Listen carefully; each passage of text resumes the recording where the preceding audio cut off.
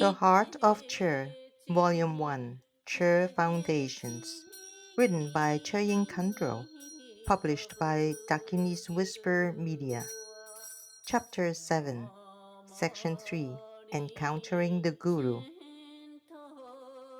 As we explore this topic, I am sure that some of you may have questions, like, I don't have a guru or something like that. So we can speak further at this point about how we might build up the causes which lead us to find a guru if we haven't yet found that heart connection. The following are some suggestions from the classical texts. The first is prayer, dedicating any positive forces we may have toward meeting with the teacher. We can also become more receptive by softening our minds and hearts, most traditionally through the preliminary practices.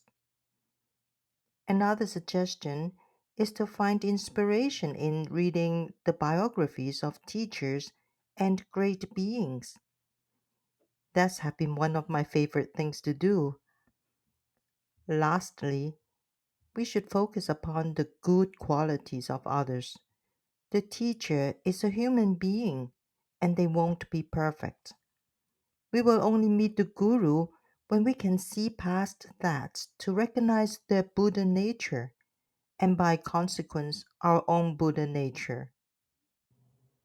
At the same time, the Guru is someone heavy in good qualities. The more good qualities, the better.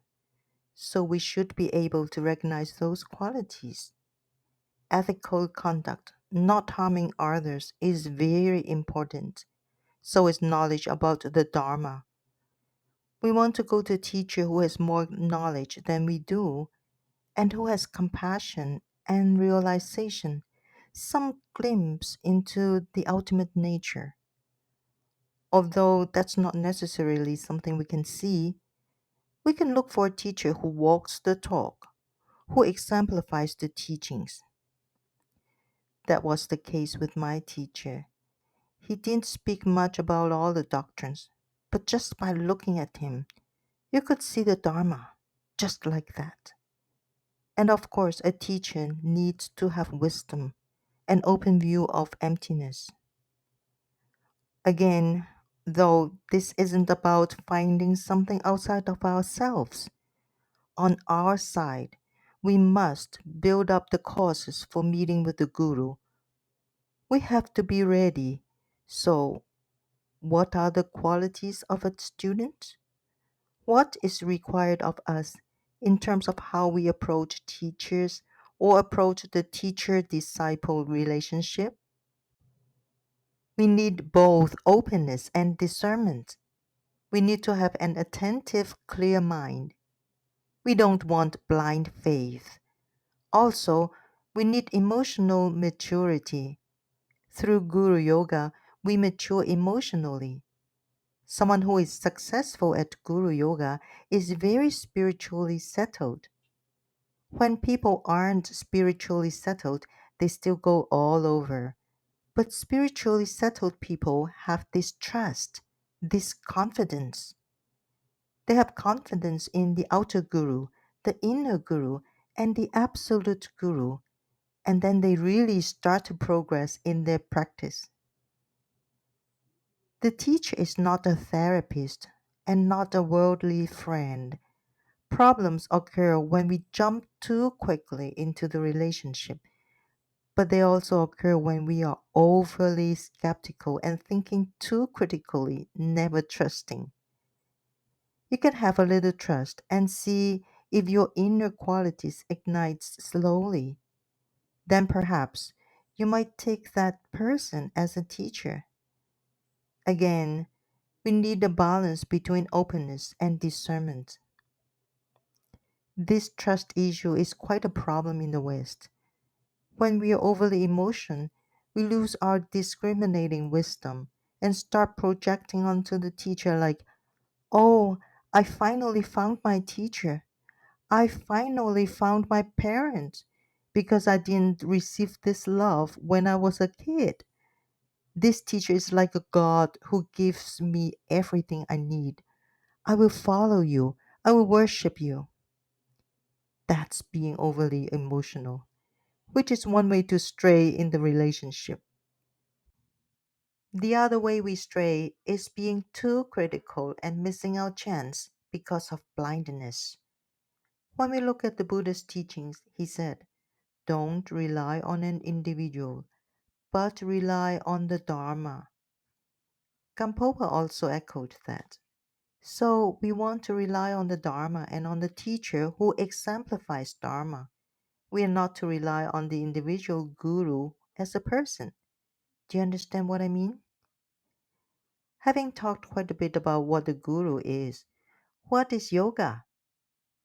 We can translate the word as union. So we're making the guru one with our mind. When we talk about guru yoga, I always remember Taranatha. You might know his name. Actually, my teacher is a reincarnation of Taranatha. I love his realization songs. In one of them, he says, my father and mother have been so kind, but for this kind of advice, I go to my teacher. So, there's something special about the teacher, about the presence of a teacher. We often use the term guru devotion. This process has three phases or three levels. This is actually the case not only with how we approach the guru, but these phases, these three different kinds of experiences, mature the same way whenever we initiate something. I remember when my son was little and my friend was babysitting. He was driving my son somewhere and he put on a cassette tape with some kind of heavy metal music. According to him, my son's eyes lit up. He was 6 years old and had never heard anything like that before. It was shocking, and there was something about that music that spoke to him. That's the initial or inspirational phase. Something resonates.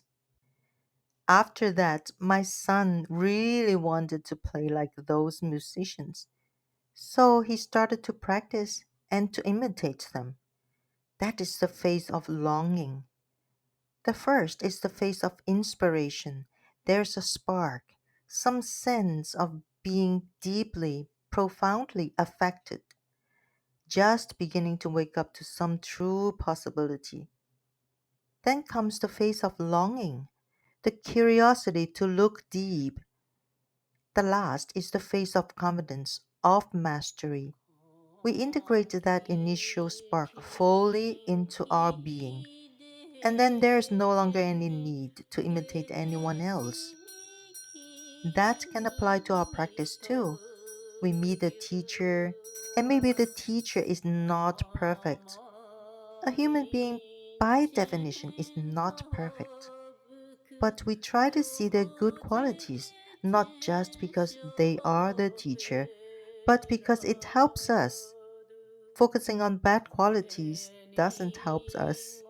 So, if the teacher helps us, we should try to see the helpful qualities, the good qualities. Then you can be inspired. After that comes the longing, and from there, you are absolutely confident.